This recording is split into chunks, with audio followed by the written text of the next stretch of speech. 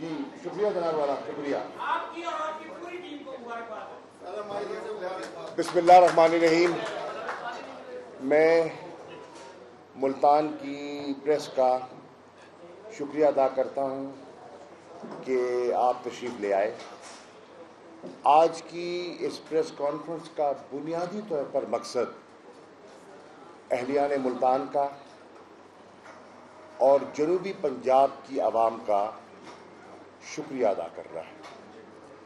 جس تعداد میں کل وہ باہر نکلے ہیں اور انہوں نے ایک تاریخی استقبال کیا ہے. آپ جنوبی پنجاب کی سیاسی تاریخ کے واقف بیٹھے ہیں. اس کی ماضی میں نہ نوید ہے نہ مثال ہے.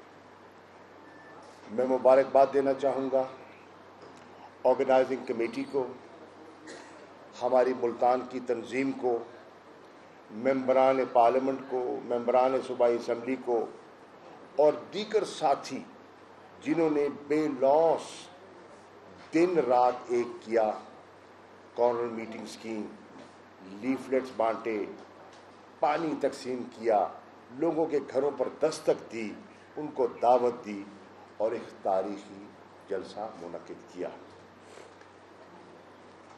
عمران خان صاحب اسی پنڈال میں 2014 میں بھی انہوں نے جلسہ کیا تھا. بہت بڑا جلسہ تھا. بدقسمتی سے ایک ایسا واقعہ ہو گیا جس نے ہماری خوشیوں کو اس میں ایک اوس پڑ گئی. بالکل. لیکن الحمدللہ اس دفعہ جو ہماری آرگنائزنگ کمیٹی تھی انہوں نے جتنی احتیاطی تدابیر تھی ان کو اڈاپٹ کیا، ڈورز کو ریموو کیا. اور لوگوں میں جو میں نے دیکھا دو تین چیزیں. ڈسپلن بہت تھا. گرمی کی شدت آپ کے سامنے ہے، کوئی کمی نہیں تھی. 20 مئی کا دن ہو، ملتان کی گرمی ہو، آپ خود اندازہ لگا سکتے ہیں، اور کھچا کھچ بھرا ہوا ہو میدان. اس کے باوجود آخری لمحے تک لوگ موجود تھے. دوسری چیز جو میں نے نوٹ کی، جلسے کے باہر جلسہ تھا اور حد نگاہ تک قلعہ کونا قاسم باغ سے لے کر گھنٹہ گھر تک، گھنٹہ گھر سے لے کے 9 نمبر چنگی تک، اور قلعہ قاسم باغ سے دولت گیٹ تک، حسینہ گائی تک جو لوگوں کا اجتماع تھا وہ آپ کے سامنے ہے.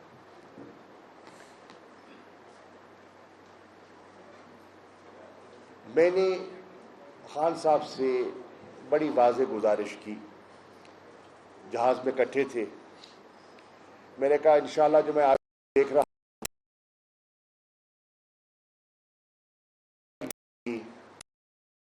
آپ کی ٹکٹوں کی خواہش مند حضرات کی الیکشن سے پہلے، اور انشاءاللہ الیکشن کے بعد اور 2/3 میجورٹی کے بعد وزارت کے خواہش مندوں کی لائن لگ جائے گی. میں نیک نیتی سے کہہ رہا ہوں کہ میں جو مجھے اللہ نے عزت دے دی ہے، مجھے اب کوئی عہدے کی یا وزارت کی طلب نہیں ہے. میں نے ایک خواہش ان کی خدمت میں پیش کی ہے، اور اگر وہ پوری ہو جاتی ہے تو میں سمجھتا ہوں میری سیاست کا مقصد پورا ہو جاتا ہے، اور وہ ہے جنوبی پنجاب صوبے کو ایک حقیقت کا روپ دینا. میں نے جہاز میں بھی ان کو ایکسپلین کیا اور مختصر ٹائم میں آپ کے سامنے بھی رکھا کہ یہ جنوبی پنجاب کی جو تحریک ہے یہ آج کی نہیں ہے. فیلڈ مارشل ایوب خان کے زمانے میں بھی ایسی شخصیات ہیں جن نے اس کا تذکرہ کیا. پرانے ریکارڈ کے مطابق میرے والد نے بھی اس کا ذکر کیا. 62-64 کا یہ پیریڈ ہے.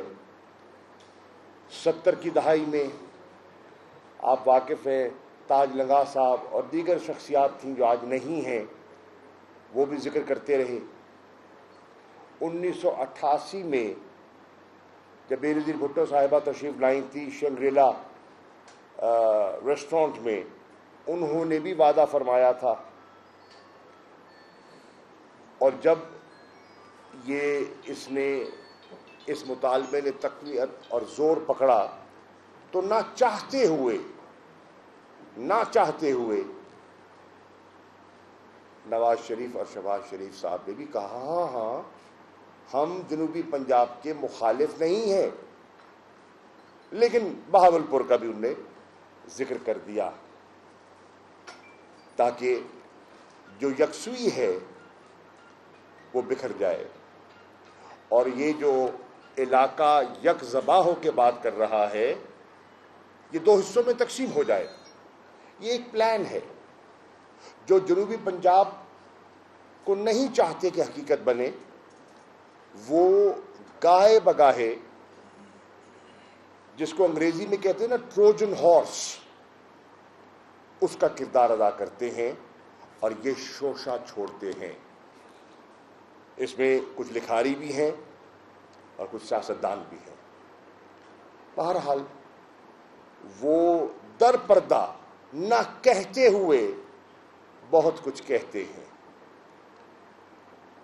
میں آپ کی خدمت میں عرض کر رہا ہوں اور میں نے اپنے چیئرمین کو یہ باور اور سمجھانے کی یہ کوشش کی ہے کہ آپ جنوبی پنجاب کا جو مطالبہ ہے اس کی تاریخ کو سمجھیں.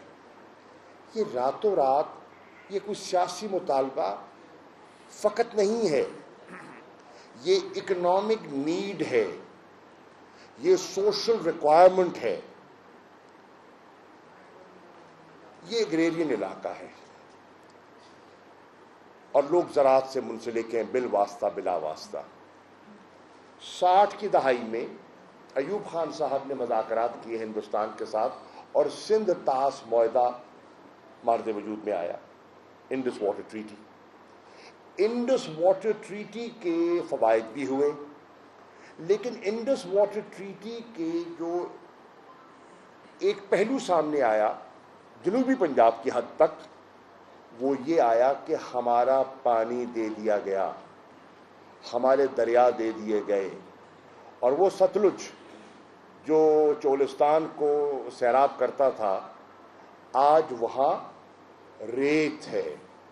آپ ابھی چلے جائیں پل کے اوپر سے گزرے تو آپ کو ایک بوند پانی کی دکھائی نہیں دے گی. تو ایک سینس آف ڈپریویشن پیدا ہوا اور اس کا امپیکٹ لوگوں کی معیشت پر ہوا، لوگوں کی جیب پر ہوا، روزگار پر ہوا.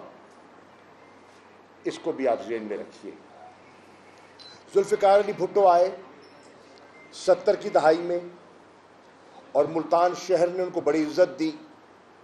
اور جہاں آج میں جس علاقے میں ایم ایل اے ہوں یہ وہ علاقہ ہے جس نے ذوالفقار علی بھٹو کو ایم ایل اے بنایا تھا. بھٹو صاحب نے بہت کام کیے اور سندھ کی محرومی کو سامنے رکھتے ہوئے، سندھ کی پسماندگی کو سامنے رکھتے ہوئے بجا طور پر انہوں نے سندھ کے دیہاتی علاقوں کے لیے ایک امپلائمنٹ کوٹا مختص کیا. کیوں کہ دور افتادہ سندھ کا بچہ سندھی جو سانگڑ میں ہے، میرپور خاص میں، عمرکوٹ میں، تھر پارکر میں، اس کا کالج، اس کی یونیورسٹی کا معیار کراچی کی یونیورسٹی ہے. وہ چاہے کتنا ہی قابل کیوں نہ ہو وہ کمپیٹ نہیں کر سکتا. نتیجہ کیا ہوگا کہ ہمارے کراچی کے لائق بچے، مستحق بچے آگے ضرور آئیں گے اور ان کو آنا چاہیے. سندھیوں میں احساس محرومی پیدا ہو جائے گا اور ہم کیا ہیں؟ ہم وفاق ہیں. اور مت بھولیے جو سیاست پر نظر رکھنے والے لوگ بیٹھے ہیں، ہم نے یونٹری فارم آف گورنمنٹس کے تجربے کے بعد ایک فیڈرل سٹرکچر کی طرف آئے جو پاکستان کی سیاسی تاریخ سمجھتے ہیں. میں ان کی توجہ حاصل کر رہا ہوں. وہ نظام نہ چلا اور ہم ایک فیڈریشن کی طرف آئے، اور فیڈریشن میں مختلف اکائیاں ہوتی ہیں اور وہ اپنا حصہ مانگتی ہیں، امپلائمنٹ مانگتی ہیں. تو سندھ میں انہوں نے یہ کر دیا، لیکن ملتان جنہوں نے کو عزت بخشی، انہوں نے جنوبی پنجاب جو پسماندہ ہے نسبتاً شمالی پنجاب کے مقابلے میں ڈیولپمنٹ کے لحاظ سے، ایلوکیشنز کے لحاظ سے پسماندہ ہے، تعلیم کے لحاظ سے پسماندہ ہے، اس کے لیے وہ کوٹا مختص نہ کیا گیا. نتیجتاً آج پنجاب کی بیوروکریسی میں آپ دیکھ لیں کہ جنوبی پنجاب کا افسر آٹے میں نمک کے برابر ہے. میں کہتا ہوں ایک سروے کروا لیا جائے، ٹوٹل پنجاب کی بیوروکریسی کی اسٹرینتھ کتنی ہے، اس میں اپر پنجاب کے لوگ کتنے ہیں اور سدرن پنجاب کے لوگ کتنے ہیں. ہماری آبادی 32% ہے پنجاب کی. کیا سروسز کوٹا میں ہم 32% ہیں؟ کیا جنوبی پنجاب کی بیٹی بیٹا لائق نہیں ہے، حقدار نہیں ہے، مستحق نہیں ہے؟ ہے. مواقع نہیں ہیں. کھلاڑی آپ بہت اچھا پیدا کر دیں، اس کو آپ گراؤنڈ نہ دیں، اس کو آپ ٹریننگ نہ دیں، وہ نکھرے گا کیسے؟ یہاں ٹیلنٹ پہ کمی نہیں ہے، اپرچونٹیز نہیں ملی. تو یہ دوسرا فیکٹر تھا جس نے جنوبی پنجاب کے صوبے کو تقویت دی. اکانومی، سوشل موبلٹی، یہ میں لفظ استعمال کر رہا ہوں as a student of political science. Economic growth, social upward mobility, یہ دوسری وجہ. تیسری وجہ سینس آف ڈیپریویشن، ناانصافی. پنجاب میں پچھلے 30 سال تقریباً حکومت رہی شریف صاحبان کی. نواز شریف صاحب رہے، ان کے بعد ان کے بھائی آ گئے شہباز شریف صاحب، اور انہوں نے پنجاب پر حکومت کی، اور آج بھی انہی کی ہے. آج ان کے صاحبزادے ہیں. پچھلے 5 سال کا تجزیہ کر لے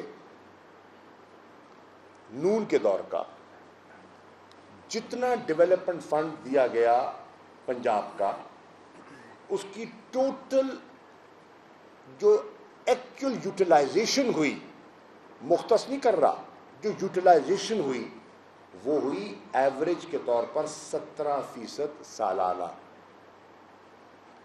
آبادی ہے 32%، فنڈ ایکچوئل یوٹیلائزیشن ہے 17%.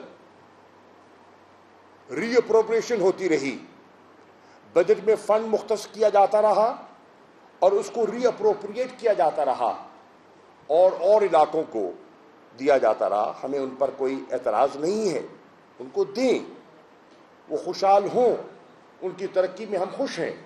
لیکن ہماری محرومی کیوں؟ 32% ہمارا ڈیولپمنٹ کا حصہ بنتا تھا. کم از کم اگر آپ پسماندگی کو دیکھیں تو ایک کانسیپٹ ہے، میں آپ کی خدمت میں عرض کر دیتا ہوں کیونکہ میں پلاننگ منسٹر رہا ہوں پنجاب میں، فائنانس منسٹر بھی رہا ہوں، جس کو کہتے ہیں